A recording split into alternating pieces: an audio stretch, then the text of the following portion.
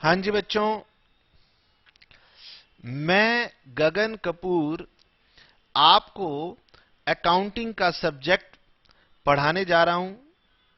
मैं आपको accounting 12th class ये जो कोर्स है ये आपको पढ़ाऊंगा और मैं अपनी तरफ से पूरी कोशिश करूंगा कि मैं आपको ये सब्जेक्ट अच्छे से पढ़ा पाऊं, अच्छे से समझा पाऊं। और इसके लिए आपको बस करना यही है कि सिंसेरिटी के साथ मेरी बातों को सुनना है। और जब भी मेरी बातों को सुनना है तो साथ में आपको रजिस्टर और पेन लेके बैठना है और मेरी बातों को आपने नोट भी करना है मेरे साथ साथ। ठीक है? तो बेटे नो डाउट हम आपको पढ़ाएंगे और अकाउंटिंग का सब्जेक्ट है और आप लोगों के पास ऑलरेडी एक बुक है टीएस ग्रेवाल, तो हम आपको उसी बुक से पढ़ा देंगे सो दैट आपका बर्डन इंक्रीज ना हो। तो सभी बच्चे मेरे साथ साथ रेडी हो जाएंगे। मैं गगन कपूर आपके साथ एक लंबी जर्नी स्टार्ट करने वाला हूं, अकाउंटिंग 12th क्लास। तो सभी बच्चे रेडी हैं? यस सर, हम रेडी हैं। स्टार्ट कीजिए। आइए जी, पहले तो सभी बच्चे नोट करेंगे कि हमारा जो सब्जेक्ट है क्लास 12th अकाउंटिंग,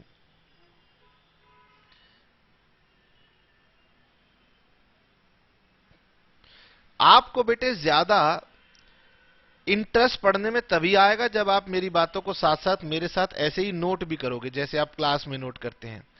लेकिन फिर भी यदि आपकी ऐसी इच्छा रहती है कि सर पहले हम बातों को सुनेंगे फिर अपने आप नोटिंग बनाएंगे, तो फिर आप वीडियो को समय समय पर रोक सकते हैं। ठीक है? हमारा जो अकाउंटिंग का सब्जेक्ट है इसके दो पार्ट होंगे। इसके दो पार्ट हैं, पार्ट ए और पार्ट बी। ये जो पार्ट ए है इसमें फर्दर दो सेक्शंस हैं। एक सेक्शन है पार्टनरशिप अकाउंट्स और दूसरा सेक्शन है कंपनी अकाउंट्स।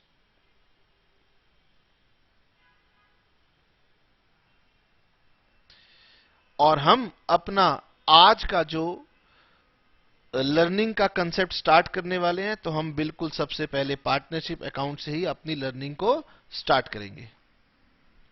तो पहले तो मैं बच्चों को समझाऊंगा कि सर ये पार्टनरशिप होती क्या है ना?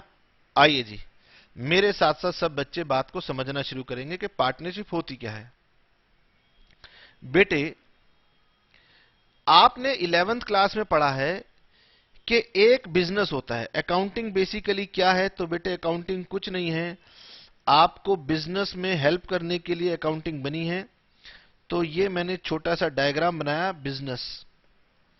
हाँ, मेरी ड्राइंग पर मत जाइएगा, मैं तो बस आपको बातें समझाऊंगा।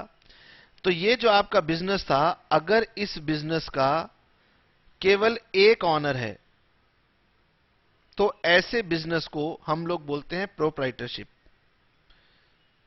प्रोप्राइटरशिप।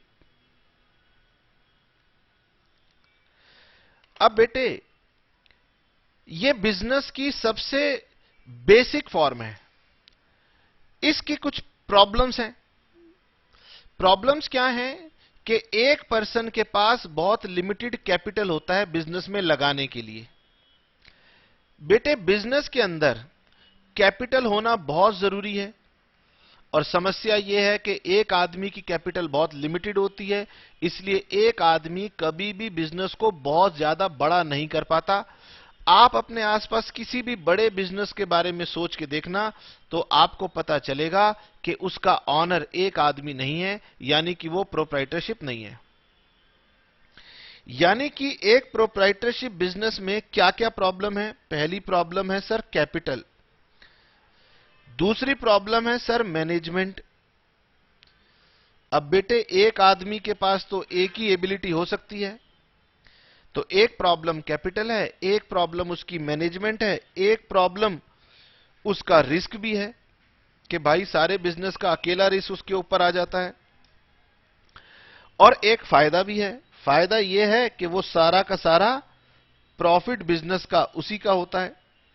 लालच करता है कि सारा प्रॉफिट मेरा होगा, इसीलिए वो कहता है कि मैं किसी और को अपने साथ जोड़ूंगा भी नहीं। लेकिन बेटे व्यापार में तो आपका कंपटीशन हो जाएगा और आपको फिर समस्याएं शुरू हो जाएंगी कि हाय, कॉम्पिटिटर को तो मैं कैसे कंपीट करूं, वो मेरे से बहुत स्ट्रांग है, तो आपको भी स्ट्रांग होना पड़ेगा।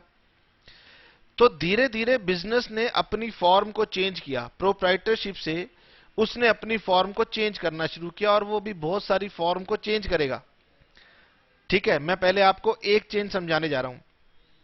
तो बिजनेस को अगर बड़ा करना है और कंपटीशन से आपको बचना है, तो फिर आपको अपने साथ और लोगों को जोड़ना होगा। तो इसने क्या किया, अपने साथ और लोगों को जोड़ना स्टार्ट कर दिया। अब बेटे बिजनेस का एक नहीं अनेक ऑनर हो गए, मैनी ऑनर्स। और अब इसका नाम प्रोप्राइटरशिप नहीं रहा, इसका नाम अब पार्टनरशिप हो गया। और फिर बेटे अब मेरी ड्राइंग के ऊपर मत जाना, मैंने बताया कि ये बिजनेस भी अब आपका और भी ज्यादा बड़ा हो गया, ये और भी ज्यादा बिजनेस आपका बड़ा हो जाएगा। इसका मतलब अब आपका बिजनेस बड़ा हो गया, उसकी फॉर्म चेंज हो गई, तो उसकी अकाउंटिंग की जरूरतें भी बदल गई। यानी अब आपको अकाउंटिंग में कुछ और बातें भी सिखानी है मुझे, इसीलिए हम यहां पर आपको आगे लेकर के चल रहे हैं। अकाउंटिंग कह रही है कि पहले बच्चे छोटे छोटे से थे तो उन्हें प्रोप्राइटरशिप की अकाउंटिंग सिखाओ, क्योंकि प्रोप्राइटरशिप सबसे सिंपल फॉर्म ऑफ बिजनेस था। अब आप कह रहे हो सर हम तो बड़े हो गए, हम 12th क्लास में आ गए, हमारा बोर्ड का एग्जाम है। तो बेटे अब आपको हमारी कॉमर्स भी कह रही है, अकाउंटिंग भी कह रही है कि अब आप बड़े हो गए हो, तो चलिए आपको अब कॉम्प्लेक्स अकाउंटिंग सिखाएं। तो बिजनेस को थोड़ा सा कॉम्प्लेक्स किया, बड़ा किया। ठीक है, अब ये क्या कहलाएगी, पार्टनरशिप। तो पार्टनरशिप की अकाउंटिंग हम आपको आज सिखाएंगे। ठीक है, अब बेटे जब इसमें बहुत सारे बिजनेस आए तो बेटे कैपिटल आई, कैपिटल आपकी इंक्रीज हो गई। मैनेजमेंट में कई सारे लोग आ गए, अब अलग अलग समझ के लोगों को आपने जोड़ा। बिजनेस में रिस्क शेयर हुआ, ये सारे के सारे फायदे हुए। और सर एक नुकसान हुआ कि अब हमें प्रॉफिट भी बाकी लोगों के साथ शेयर करना पड़ेगा। तो चिंता मत करना, ये शेयर करने के बाद भी जो प्रॉफिट आपको मिलेगा वो पहले के प्रॉफिट से अधिक होगा, कम नहीं होगा। ठीक है जी, अच्छा सर, ठीक है। अब होगा क्या, जहां पर बेटे लोग मिलना शुरू होते हैं वहां पर झगड़े शुरू हो जाते हैं। और मैं आपको बताऊं, बड़े बुजुर्ग लोग तो इसको समझाने के लिए, लोगों को पेशेंस लाने के लिए बोलते हैं कि चिंता क्यों करते हो, जिस घर में बर्तन ज्यादा हो वो बर्तन तो बजेंगे ही, शोर तो मचाएंगे ही। बेटे जब एक से ज्यादा लोग बिजनेस में जुड़ जाएंगे तो स्वाभाविक बात है बेटे कि रोज बिजनेस में आपसी झगड़े भी बढ़ जाएंगे। अब सर आपसी झगड़े अगर बढ़ जाएंगे तो फिर क्या करेंगे, किसी को मारने पीटने की जरूरत नहीं होती। समझिए आप बात को, अगर झगड़े हों तो कोई बात नहीं, पेशेंस रखनी चाहिए। झगड़े हों तो हमें कोर्ट में जाना चाहिए, कोर्ट फैसला करता है। और कोर्ट कहती है कि भाई लोगों ने प्रोप्राइटरशिप से पार्टनरशिप क्या की, रोज झगड़े आने शुरू हो गए। तो ऐसे में ना कोर्ट गवर्नमेंट को कहती है कि भाई इनके रोज झगड़े होते हैं, ये रोज हमारे पास आते हैं, क्यों नहीं आप इनके रूल्स बना देते। इन्हें अगर अपने रूल्स पता होंगे तो इनके झगड़े भी नहीं होंगे। ठीक है ना, कई बार बच्चों में झगड़ा होता है तो बड़े बुजुर्ग कहते हैं माँ बाप को कि भाई तुम अपनी विल बना दो, बता दो भाई किस बच्चे को क्या मिलना है, इनमें झगड़ा ही नहीं रहेगा। ऐसे ही कोर्ट कहती है गवर्नमेंट को कि भाई आप इनके रूल्स बना दीजिए और इनको बता दीजिए कि पार्टनरशिप में काम करने के क्या रूल्स हैं, ताकि इन्हें भी झगड़ा ना हो इनके अंदर और हमें भी फैसला करने में आसानी हो। तो गवर्नमेंट ने कहा बहुत अच्छी बात है। तो गवर्नमेंट क्या करती है, ऐसे केसेस में रूल्स बना देती है। और जानते हो इस रूल्स को हम सरल भाषा में बोलते हैं लॉ,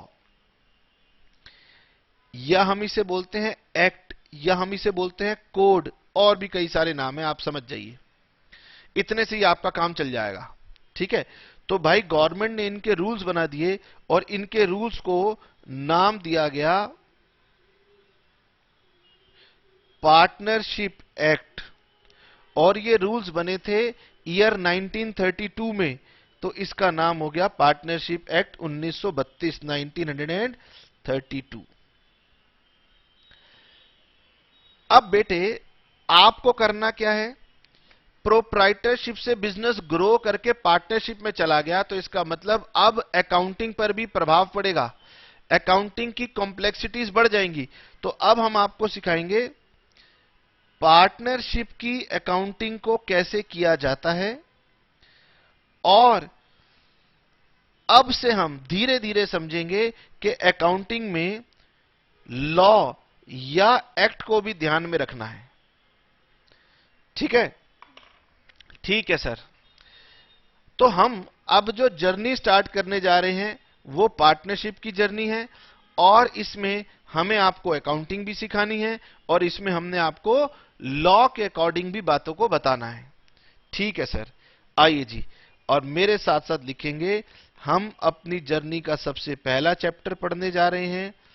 इस चैप्टर का नाम है पार्टनरशिप, और पार्टनरशिप एक लंबी जर्नी है, और इस जर्नी में बहुत सारे स्टेशंस आएंगे। तो हम लोग अपनी जर्नी की जो स्टार्टिंग कर रहे हैं, हमारा पहला स्टेशन कहलाता है फंडामेंटल्स। फंडामेंटल्स का मतलब होता है बेसिक, पार्टनरशिप के बेसिक पढ़ेंगे, और फिर धीरे धीरे हम जाके और भी एडवांस्ड इश्यूज को पढ़ते रहेंगे। तो हमारे पार्टनरशिप के कई सारे चैप्टर्स आएंगे, जिसमें से सबसे पहला चैप्टर हम लोग पढ़ने जा रहे हैं फंडामेंटल्स ऑफ पार्टनरशिप। सर, मैंने कहा बोलो। सर, आपने हमें समझाया पार्टनरशिप क्या होती है, अब हमसे एग्जाम में पूछा क्या जाएगा, हमसे एग्जाम में अब थ्योरी भी पूछी जाएगी, और थ्योरी में पूछा जाएगा व्हाट इज पार्टनरशिप। अब हम कहेंगे सर क्या लिखें, पार्टनरशिप क्या होती है। बेटे देखो, सबसे पहले क्या होता है, समझदार लोग अपनी भाषा में टर्म्स को समझाते हैं, जिसे हम बोलते हैं डेफिनेशन। लेकिन एक बार अगर लॉ बन जाए तो सबसे बढ़िया डेफिनेशन वही मानी जाती है जो आपको लॉ बताए। तो मैंने आपको समझा दिया कि गवर्नमेंट ने इसके लिए एक एक्ट बना रखा है जिसका नाम है पार्टनरशिप एक्ट 1932। तो पार्टनरशिप क्या होती है, इसकी डेफिनेशन भी हमें पार्टनरशिप एक्ट से पूछनी पड़ेगी। हां, बाकी इसको बेसिकली तो मैं आपको समझा चुका हूं ना। ठीक है सर, अब सर आप ही डिफाइन कीजिए व्हाट इज पार्टनरशिप। तो सबसे पहले लिखेंगे डेफिनेशन। तो सबसे पहले आया सर व्हाट इज पार्टनरशिप, लिखें।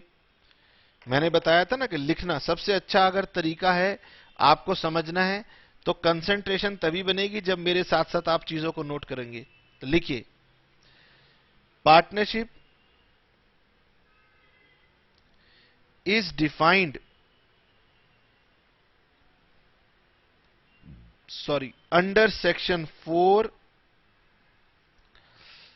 Of partnership act 1932 as. Partnership को डिफाइन करने जा रहे हैं, और हम बात आ रहे हैं वो डेफिनेशन जो लॉ की है, और लॉ की डेफिनेशन सब जगह एक्सेप्टेड होती है, सबसे ज्यादा ऑथेंटिक होती है। जो इसे नहीं मानेगा उसे जेल में डाल देना। अगर टीचर कहे ये डेफिनेशन पार्टनरशिप की नहीं है, कोई और डेफिनेशन लिखो, तो बोलना सर लॉ को ब्रेक कर रहे हो, खबरदार। लिखिए, partnership is defined as relationship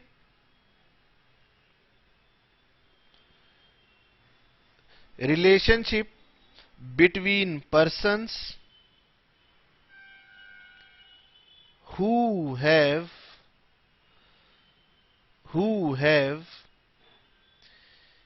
agreed to share profits of the business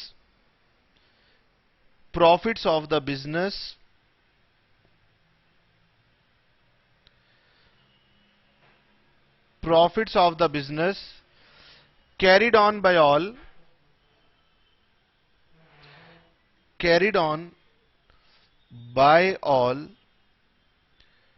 or any of them acting for all। बच्चे कह रहे हैं कि सर ये कैसी भयानक सी डेफिनेशन आपने लिख दी। तो मैंने कहा चिंता मत करें बेटे, जब आपने अकाउंटिंग की भी डेफिनेशन पढ़ी थी तो वो भी आपको उस समय समझ में नहीं आई थी, लेकिन आज आपको बिल्कुल रट चुकी है। जब भी कोई पूछता होगा तो line by line, word by word आप उसको सुना देते होंगे। फिर वो बोलता होगा अरे डेफिनेशन छोड़ो, मतलब समझाओ। बेटे पार्टनरशिप की डेफिनेशन भी ऐसी है, एक बार समझ जाएंगे तो आपको पक्का याद हो जाएगी, फिर आप हर किसी को यही डेफिनेशन सुनाओगे। चलिए जी, अब बेटे डेफिनेशन के अंदर कुछ इंपॉर्टेंट बातें हैं जो हमने आपको समझानी है। पहली कि पार्टनरशिप दरअसल एक रिलेशनशिप है। मतलब ये जो बड़े सारे ऑनर आए हैं ना, इनका संबंध है, रिलेशनशिप है पार्टनरशिप। ठीक है, तो ये रिलेशनशिप बिटवीन पर्सन्स है who have agreed to share profits, यानी पार्टनरशिप में एक शेयरिंग ऑफ प्रॉफिट्स होती है। ऑफ द बिजनेस, एक बिजनेस होता है, और ये कैरिड ऑन बाय ऑल और any of them acting for all भी होता है।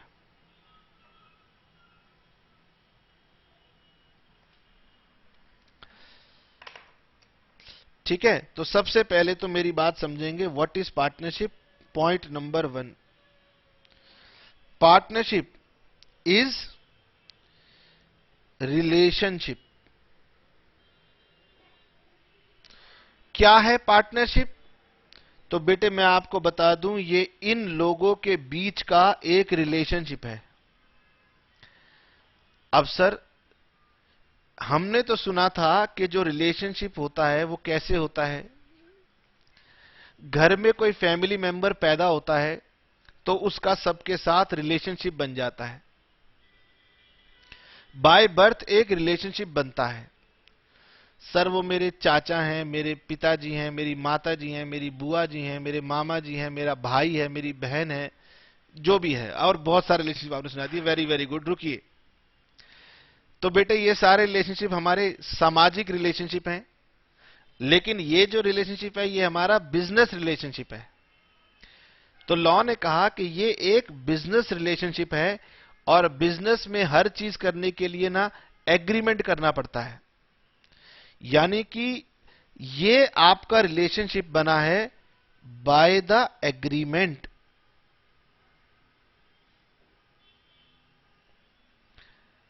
बात समझ में आई? पार्टनरशिप क्या है? पार्टनरशिप को हम कहेंगे इट इज एन एग्रीमेंट, या हम कहेंगे इट इज अ रिलेशनशिप। ठीक है, तो हम यहां पर लिख के बता देते हैं आपको कि पार्टनरशिप क्या है। अगर आपसे पूछा जाए कि डिफाइन कीजिए और इसके बारे में समझाइए, तो आप कहेंगे partnership is the relationship. Partnership comes into existence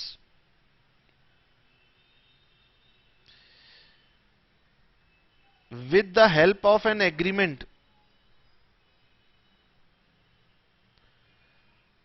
which is known as। बेटे पार्टनरशिप बनती है एग्रीमेंट की वजह से, और इस एग्रीमेंट को हम लोग लॉ में बुलाते हैं पार्टनरशिप डीड।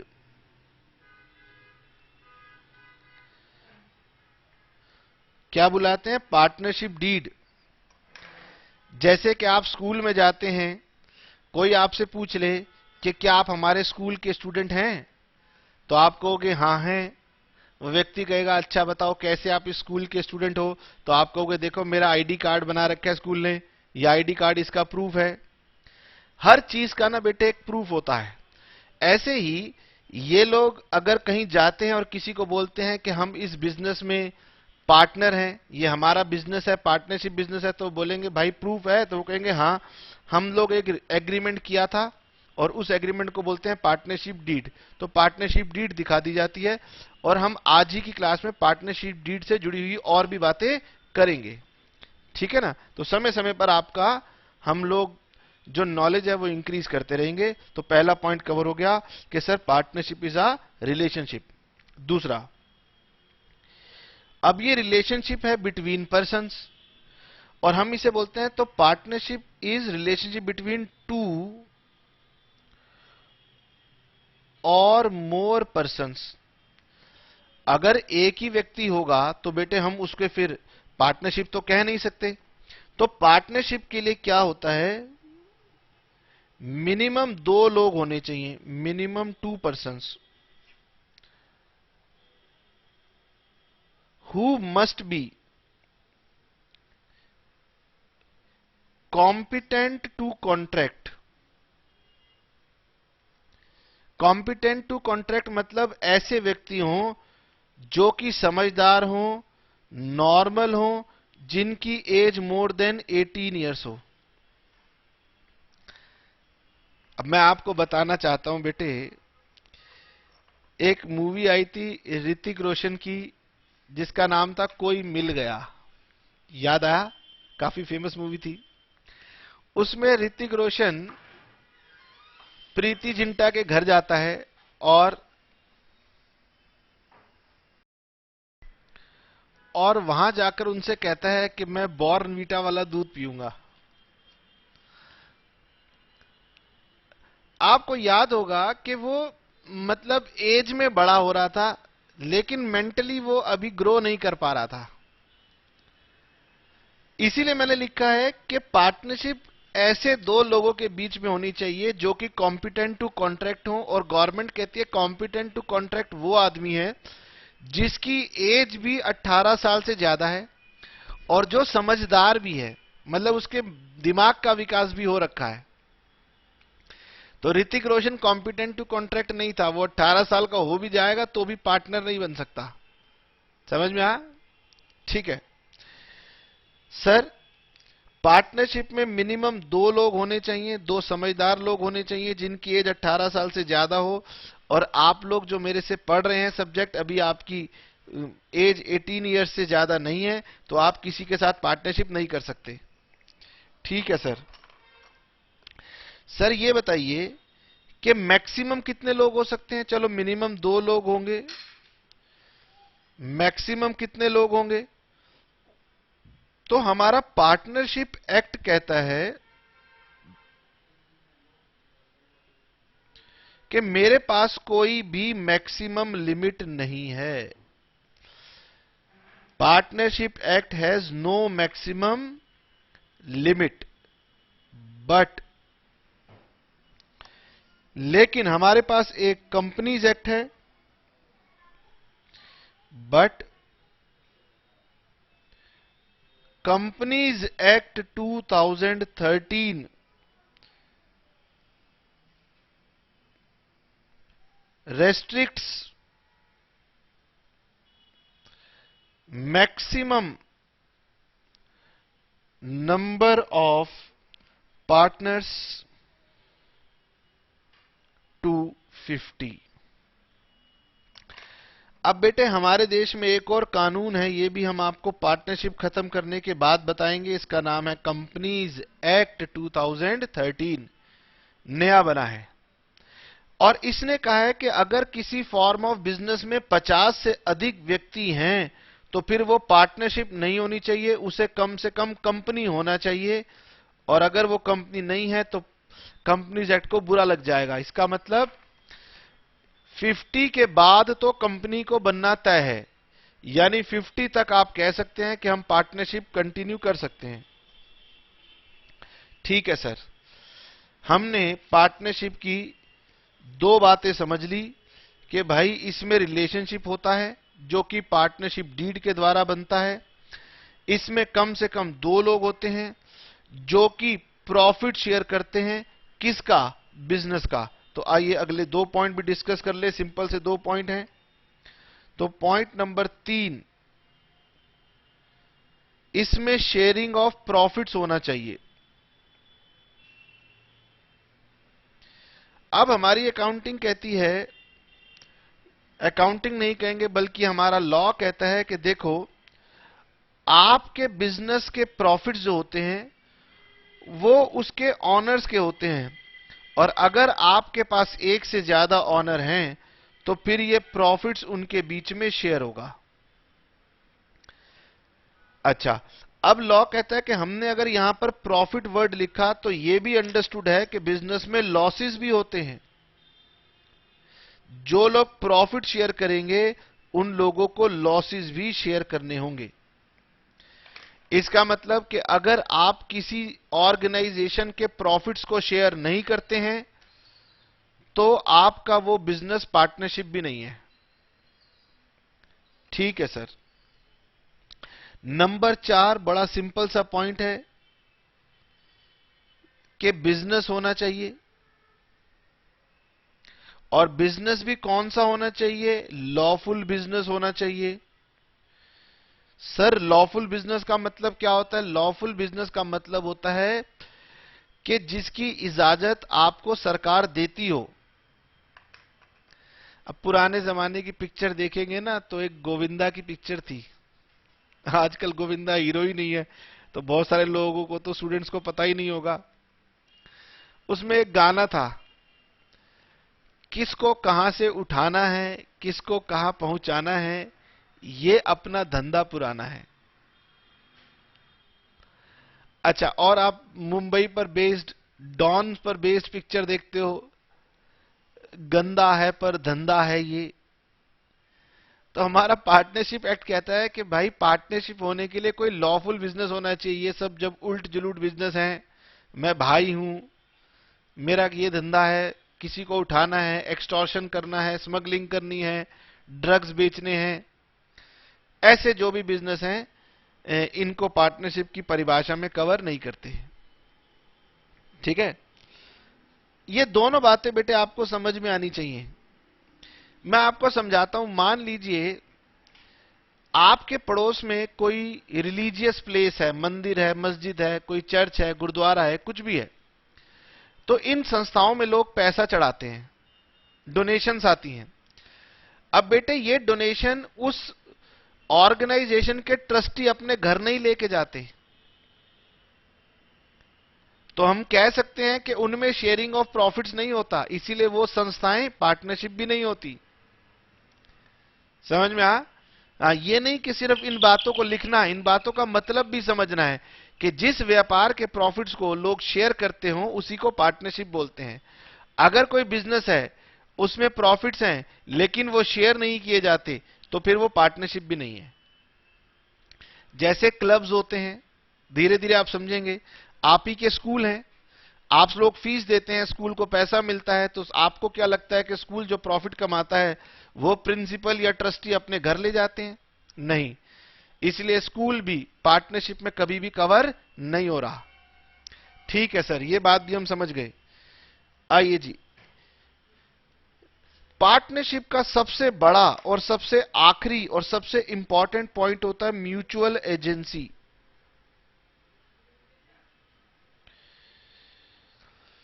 म्यूचुअल एजेंसी का मतलब समझिए। म्यूचुअल एजेंसी का मतलब है ये अलग अलग लोग मैंने बनाए। सर ये लोग कौन हैं? ये लोग बिजनेस के ऑनर हैं, और इन ऑनर्स को हम लोग बुलाते हैं पार्टनर्स।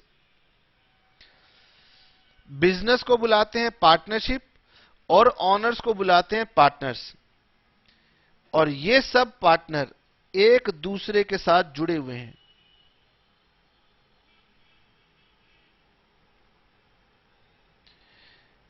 सर एक दूसरे के साथ जुड़े हुए हैं, इससे आपका मतलब क्या है? इसका मतलब यह है कि ये सभी के सभी लोग बिजनेस के मालिक हैं। इसका मतलब ये कि चाहे बिजनेस को कोई एक आदमी चलाए, ए, या दो आदमी चलाएं, बी या सी या डी या ई, यानी ये लोग मिल करके बिजनेस को भी चला सकते हैं। या फिर बाकी लोग कह सकते हैं कि चलो हम नौकरी करेंगे, तुम बिजनेस को मैनेज कर लेना। इसका मतलब ए ने जो भी कहा यह माना जाएगा कि वही बी ने कहा, वही सी ने कहा, वही डी ने कहा, वही ई ने कहा। म्यूचुअल एजेंसी का मतलब यह है कि एक ने जो कह दिया इसका मतलब सभी ने वो कह दिया। मतलब कल को ऐसा ना हो कि बी मना कर दे, बी कहेगा भैया मैंने थोड़ी ना कहा था, ए ने कहा था, तो ऐसे नहीं चलेगा। तो म्यूचुअल एजेंसी का हमारा जो मतलब है उसका मतलब है कि partnership must be carried on, मतलब चलाई जाएगी बाय ऑल, या फिर any of them acting for all. इसका मतलब है हर एक पार्टनर दूसरे पार्टनर का एजेंट भी है। एजेंट का मतलब होता है जो कह दिया सो कह दिया। अगर आपने रामायण सुनी हो तो अंगद रावण के महल में चला गया था और अंगद ने रावण से कहा था कि मेरा पांव उठा दो, हम हार मान लेंगे। तो वो दूत हो गया, और दूत जो भी कहता है वो उसके मालिक की बात मानी जाती है। तो हर एक पार्टनर दूसरे पार्टनर का एजेंट है, दूत है, जो कहा वो दूसरे को मानने होगा, और दूसरे का मालिक भी है। यानी हर एक पार्टनर में एजेंट और प्रिंसिपल का रिलेशनशिप होता है, इसीलिए बोलते हैं इसे म्यूचुअल एजेंसी। अब देखिए बेटे, ये आपकी बुक है मेरे पास, टीएस ग्रेवाल की बुक है, और इस बुक में पार्टनरशिप को समझाया गया है। ये सारे पॉइंट्स आपने समझ लिए कि बिजनेस होना चाहिए, प्रॉफिट शेयरिंग होनी चाहिए, कैरिड ऑन बाय ऑल, और any of them acting for all होना चाहिए। और इसके बाद पॉइंट नंबर 6 और 7 बना रखे हैं जिसमें लिखा हुआ है as an agent and as a principal. तो बेटे मैं बता दूं कि बुक ने जबरदस्ती पॉइंट नंबर 6 और 7 लिख दिए। ये 6 और 7 तो इसी का पार्ट है। Partnership must be carried on by all और any of them acting for all का मतलब ही यही है कि हर एक पार्टनर दूसरे पार्टनर का एजेंट भी है और उस पार्टनर का प्रिंसिपल भी है। इसीलिए आप ये 5 ही पॉइंट लिखना, और ये 6 और 7 इसी में कवर्ड है। ठीक है सर, ये बात हम समझ गए। मोटे मोटे तौर पे तो हम समझ ही गए हैं कि सर पार्टनरशिप क्या होती है, बाकी बातें हम धीरे धीरे समझ जाएंगे। ठीक है, आइए जी, अब हम आपके साथ बात करते हैं दूसरी इंपॉर्टेंट बात, जिसे हम बोलते हैं पार्टनरशिप डीड।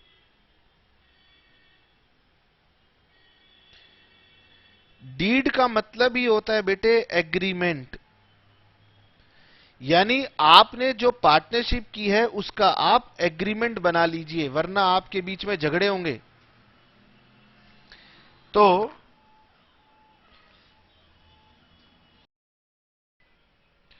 नाउ तो हम समझेंगे बेटे कि partnership deed contains important provisions. Provisions का मतलब होता है आपके आपस के जो रूल्स हैं, जो टर्म्स हैं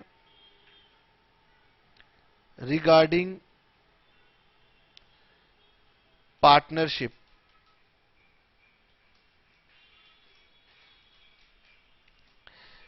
अब आपको समझना है बेटे कि पार्टनरशिप डीड ये बहुत ही इंपॉर्टेंट टॉपिक होता है, या यूं कहें ये एक ही बहुत इंपॉर्टेंट कंडीशन होती है पार्टनरशिप की।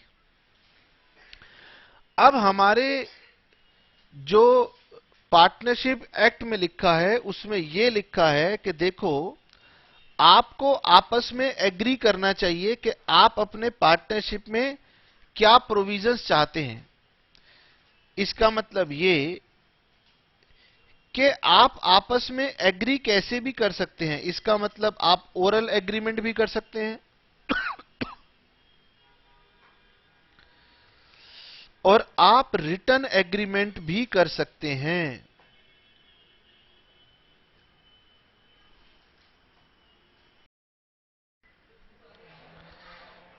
देखो बेटे,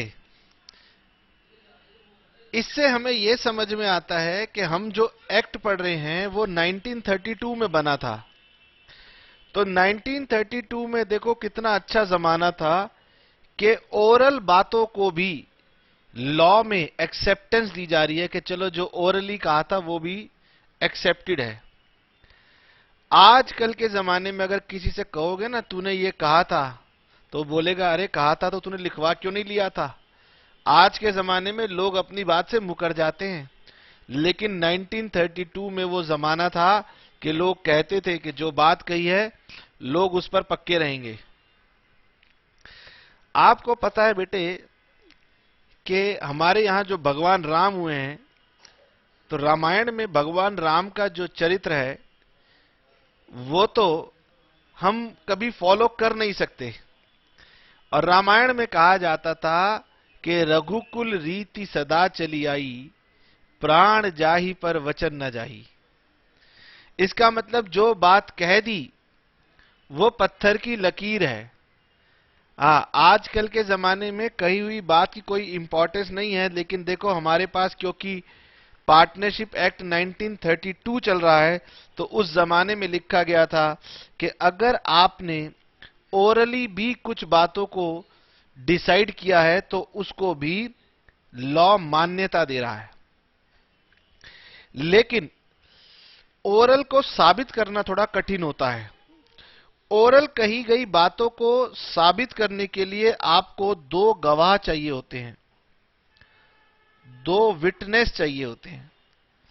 जज के सामने ले जाके दो विटनेस खड़े करने पड़ते हैं कि जज साहब इन दोनों की प्रेजेंस में ये बात कही गई थी। रिटर्न एग्रीमेंट के अंदर काम बहुत ही सरल होता है, इसीलिए पार्टनरशिप में यह कहा जाता है, रिकमेंड किया जाता है कि एग्रीमेंट बनाओ तो रिटर्न में बनाओ। समझ में आया? इससे क्या होता है, डिस्प्यूट नहीं होते। ओरल से क्या होता है, डिस्प्यूट हो जाते हैं। लेकिन आप पार्टनरशिप के प्रोविजंस को ओरल भी डिसाइड कर सकते हो, रिटर्न में भी डिसाइड कर सकते हो। ये रिकमेंडेड है कि रिटर्न में बनाना चाहिए। और मैं आपको ये बात दावे से कह सकता हूं कि जब भी अगला सुधार होगा पार्टनरशिप एक्ट में, तो जो भी नया पार्टनरशिप एक्ट बनाया जाएगा उसमें लिखा जाएगा कि ओरल एग्रीमेंट को हटा दो, इसकी कोई इंपॉर्टेंस नहीं है, क्योंकि इसे प्रूव करना बहुत ही कठिन है। इंसान रोज अपनी बात बदल लेगा और दो लोगों को पैसा देके साथ खड़ा कर लेगा, तो ये तो कोई ऑथेंटिक बात नहीं है, लेकिन पुराना चला आ रहा है इसीलिए है। तो बेटे हम आपके साथ आज डिस्कस करने वाले हैं कि अगर ओरल हो या रिटर्न हो, पार्टनरशिप में किन बातों को डिसाइड किया जाता है। इसे हम बोलते हैं contents of partnership deed. What are the contents of partnership deed?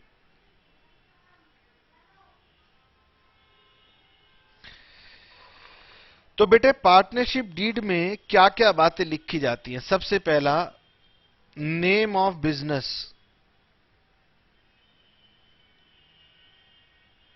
बताइए आपके बिजनेस का क्या नाम रखना चाहते हैं।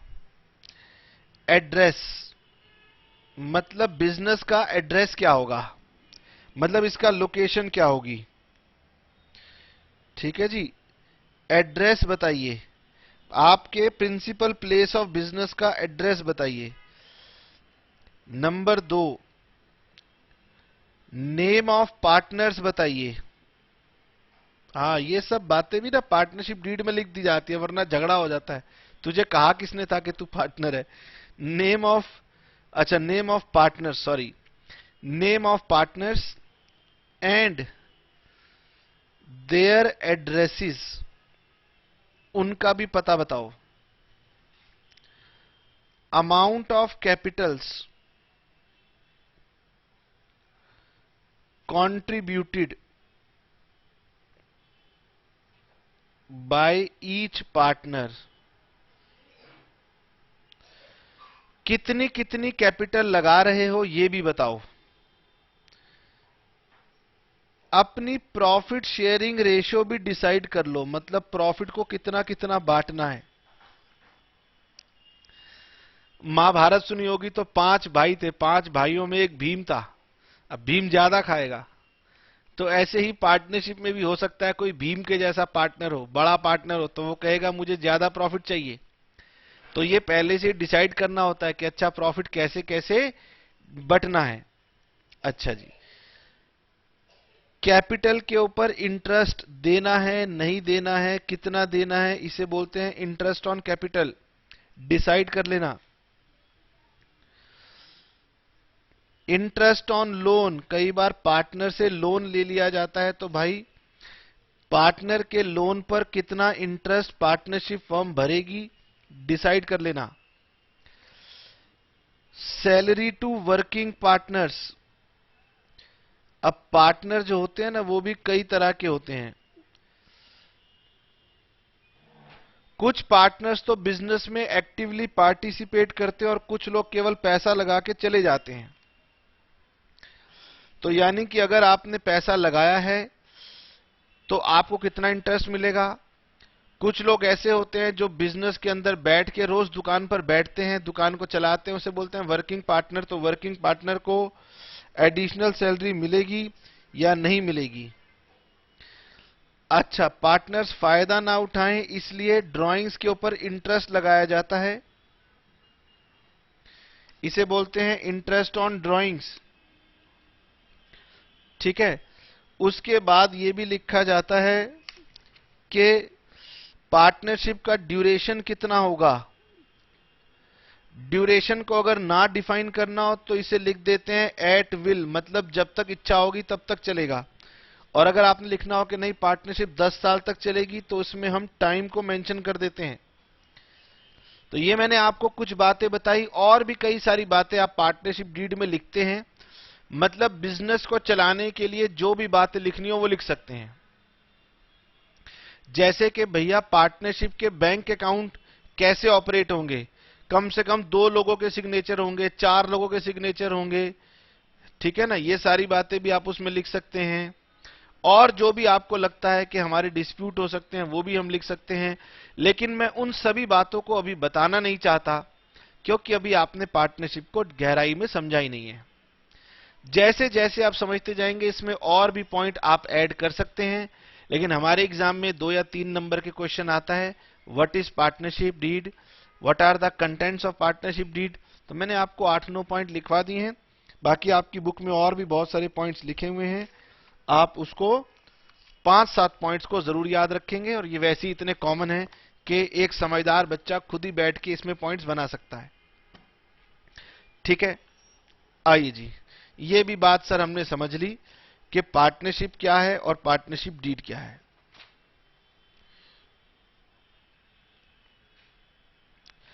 अब सर अब सर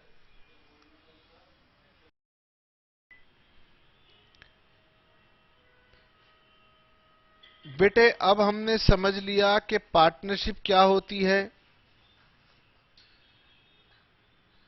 पार्टनर्स क्या होते हैं, और हमने ये भी समझ लिया कि पार्टनरशिप के लिए एक पार्टनरशिप डीड होती है। ठीक है, अब क्या होता है कि लोग पार्टनरशिप बना लेते हैं,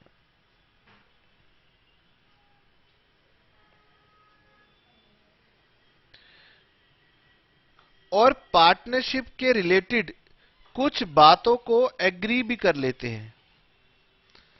मैंने अभी आपको बताया कि बेटे पार्टनरशिप डीड में तो कई सारी बातें हो सकती हैं।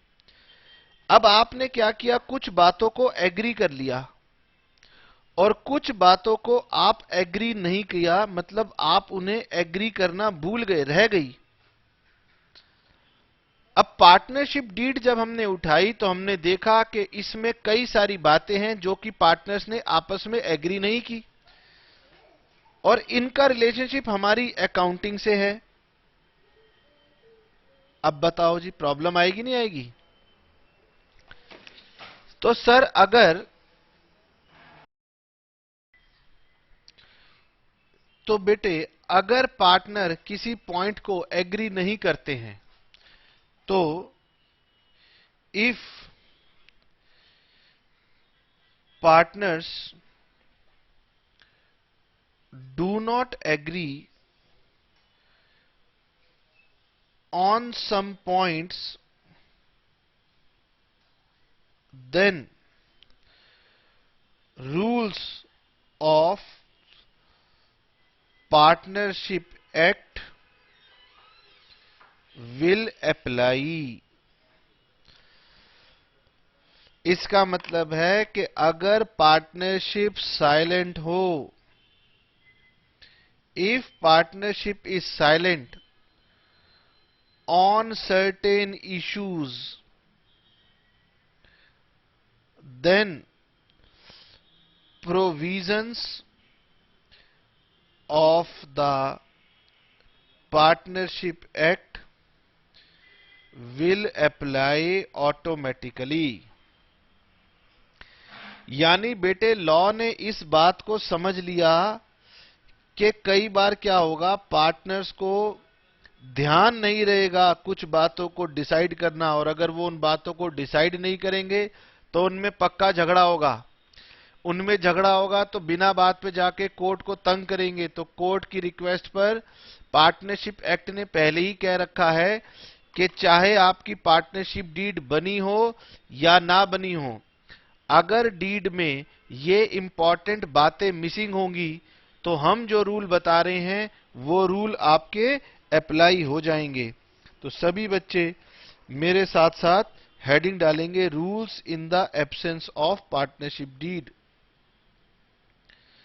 Rules in the absence of partnership deed. बेटे इसका मतलब ये नहीं है कि आपने डीड नहीं बनाई, इसमें दोनों बातें कवर हो रही हैं। अगर डीड नहीं बनाई तो भैया डीड में पॉइंट के होने का सवाल ही पैदा नहीं होता।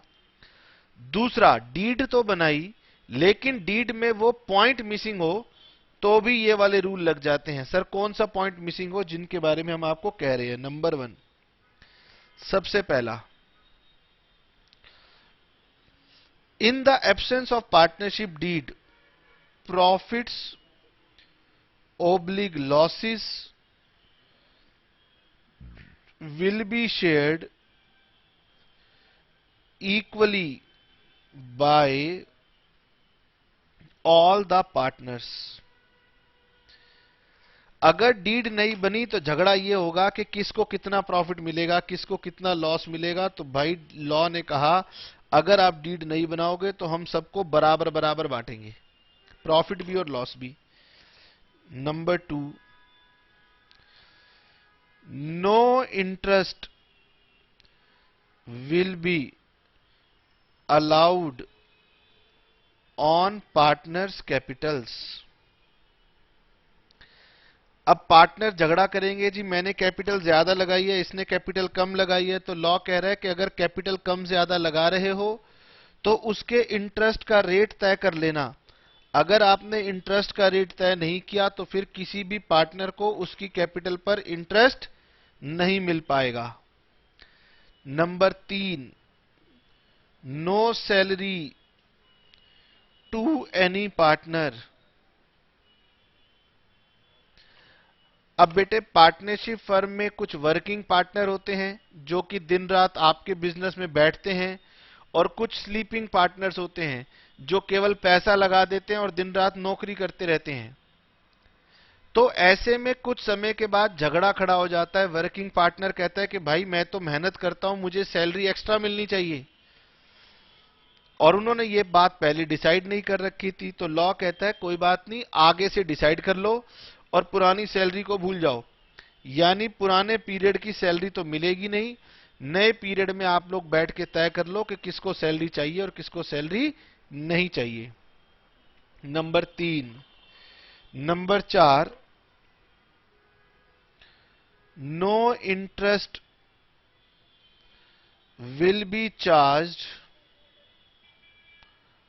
On drawings of the partners. यानी पार्टनर्स की ड्राइंग्स पर अगर आपने रेट ऑफ इंटरेस्ट तय नहीं किया तो उससे कोई भी इंटरेस्ट चार्ज नहीं किया जाएगा। यानी आप देख रहे हो कि डीड अगर ना बनी हो तो सबसे सिंपल डिसीजन जो बनता है वही लॉ ले रही है। नंबर 5, पांचवा पॉइंट यह है कि interest on loans advanced by the partners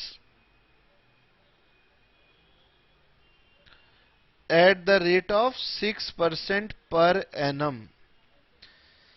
इसका मतलब अगर किसी पार्टनर ने अपनी कैपिटल के बियॉन्ड फर्म में कोई इंटरेस्ट कोई लोन दे रखा है, कोई एडवांस मनी दे रखा है अदर देन कैपिटल, तो उस लोन के ऊपर अगर कोई रेट डिसाइड नहीं हुआ था तो फिर पार्टनरशिप फर्म को 6% इंटरेस्ट पर एनम उस लोन के अमाउंट पर देना होगा।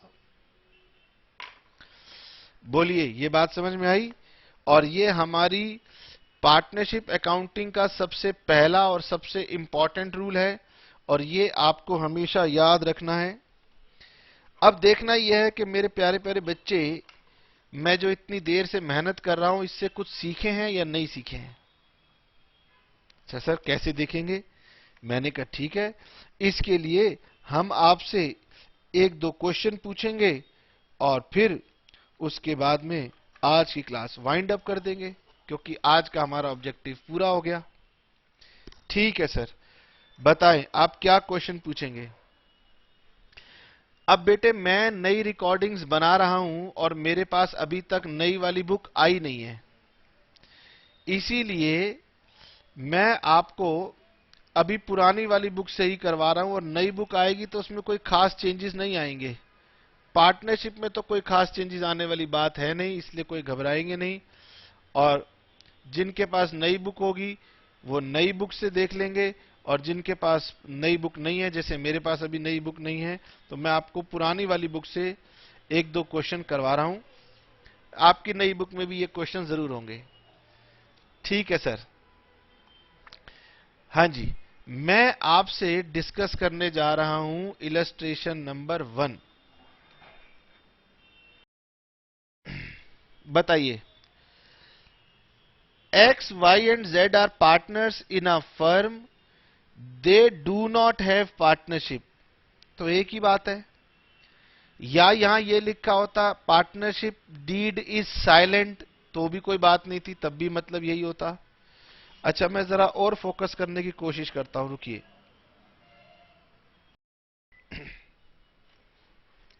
पढ़िए, X who has contributed more capital than other partners, इसका मतलब X ने Y और Z से ज्यादा कैपिटल लगाई है। Demands interest on capital at 10% per annum and sharing of profits in the capital ratio। आपसे पूछा जा रहा है, बताइए क्या होगा? पार्टनरशिप डीड बनाई नहीं है तो एक्स कह रहा है कि भाई मुझे तो इंटरेस्ट ऑन कैपिटल चाहिए। आप ही बताइए, डीड नहीं बनी हो तो लॉ क्या कहेगा कि क्या इंटरेस्ट ऑन कैपिटल मिलेगा? नहीं, इंटरेस्ट ऑन कैपिटल मिलेगा ही नहीं। तो एक्स डिमांड चाहे 10% कर ले चाहे 20% कर ले, इससे कोई फर्क नहीं पड़ता। तो X is not entitled to interest on capital. Point number 2, वो चाहता है प्रॉफिट कैपिटल रेशियो में बांटा जाए। It is also incorrect. In the absence of partnership deed profits are distributed in equal ratio. तो profits and losses are to be shared equally.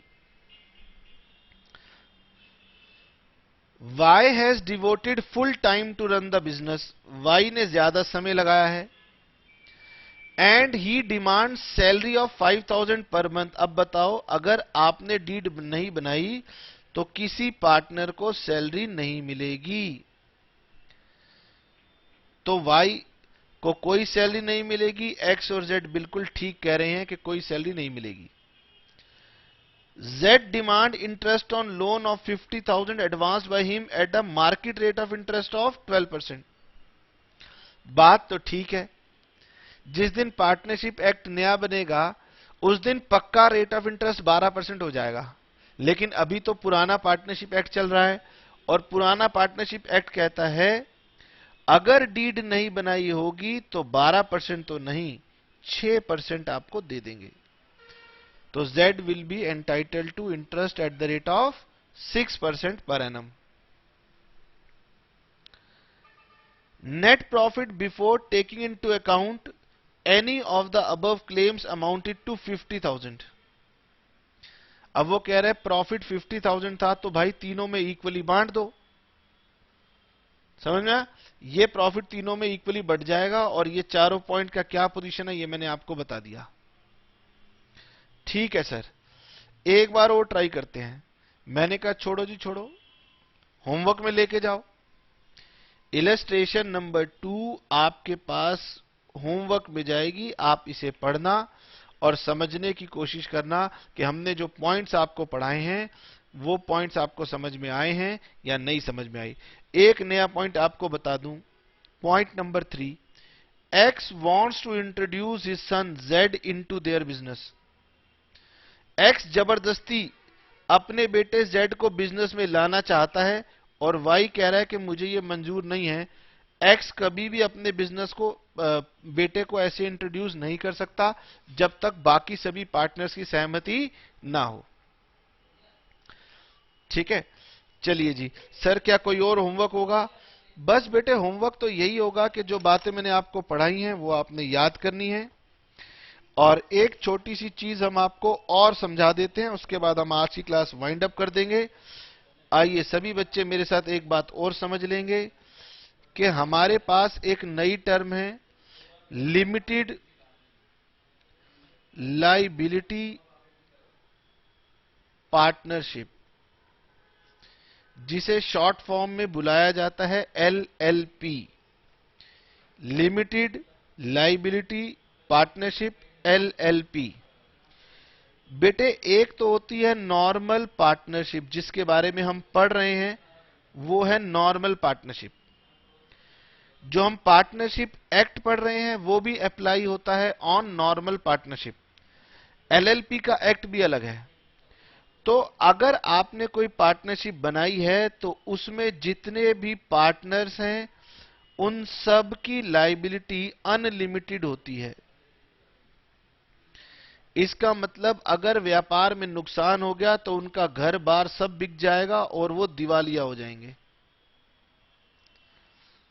अब लोगों ने कहा कि देखो कभी कभी बिजनेस में हो जाता है कि लॉस हो जाता है, अब लॉस हो जाए तो हम लोग तो दिवालिया हो जाएंगे। तो उन्होंने गवर्नमेंट से कहा कि एक ऐसा कानून बनाइए जिसमें हमारी पार्टनरशिप की लायबिलिटी लिमिटेड हो जाए। तो सरकार ने भी कुछ नए नियम बना दिए।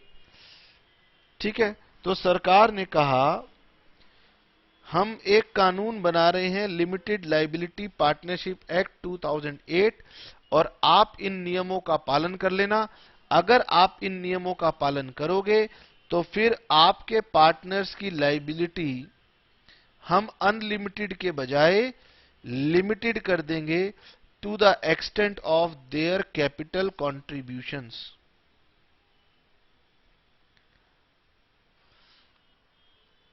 समझ में आया? तो बेटे लिमिटेड लायबिलिटी पार्टनरशिप कानून में एक अलग दर्जा रखती है, लेकिन इसकी अकाउंटिंग में कोई अंतर नहीं होता। अकाउंटिंग तो बिल्कुल वैसे ही होनी है जैसे कि हमारी नॉर्मल पार्टनरशिप की होती है। इसलिए अकाउंटिंग के पॉइंट ऑफ व्यू से इसमें कोई बात नहीं है, लेकिन इसमें कुछ नई बातें हैं। समझ में आ कि अगर आप LLP बनाना चाहते हैं तो आपको लॉ की फॉर्मेलिटीज पूरी करनी पड़ती हैं और इसके लिए आपको जाना पड़ता है टू रजिस्ट्रार ऑफ कंपनीज। अब सर रजिस्ट्रार ऑफ कंपनीज क्या होता है? बेटे हर गवर्नमेंट संस्था का एक सरकारी ऑफिसर होता है। मैं 2 मिनट फोकस करता हूं, फोकस बढ़ा रहे हैं हम, 2 मिनट रुकिए। जब आप पार्टनरशिप बनाते हैं और पार्टनरशिप डीड बनाते हैं तो जानते हो पार्टनरशिप डीड को जाके रजिस्टर कराना पड़ता है। किसके पास? To the registrar of firm. इसको बोलते हैं रजिस्ट्रार ऑफ फर्म्स। ऐसी जब आप LLP बनाएंगे तो आपको जाना पड़ेगा to the registrar of companies.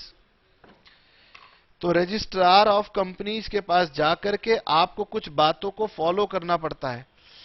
यहां पर लिखा हुआ है कि एलएलपी के बारे में 2 बातें पढ़ लीजिए। इसमें कोई समझाने लायक बातें नहीं है, सिर्फ आपने रीड करना है कि एलएलपी एक ऐसी व्यवस्था है जिसमें के पार्टनर्स की लायबिलिटी लिमिटेड होती है। उन्हें रजिस्ट्रार ऑफ कंपनीज के पास जाना पड़ता है और वहां पर जाकर के उन्हें कुछ डॉक्यूमेंट देने होते हैं, कुछ कंडीशन उनकी होती हैं, वो पूरी करनी होती हैं। ये आपको बस पता होना चाहिए। ठीक है जी। अब मैं फोकस करना नहीं चाहता क्योंकि समय हो चला है और आपको मैंने बता दिया है आज की क्लास में कोई होमवर्क नहीं है एक्सेप्ट इसके कि आप इन बातों को पढ़ के आएंगे। उम्मीद करता हूं कि आपको मेरी आज की क्लास समझ में आई होगी और ये भी उम्मीद करता हूं कि आगे की क्लासेस भी ऐसे ही समझ में आती रहेंगी। चलिए, tata, bye bye, see you.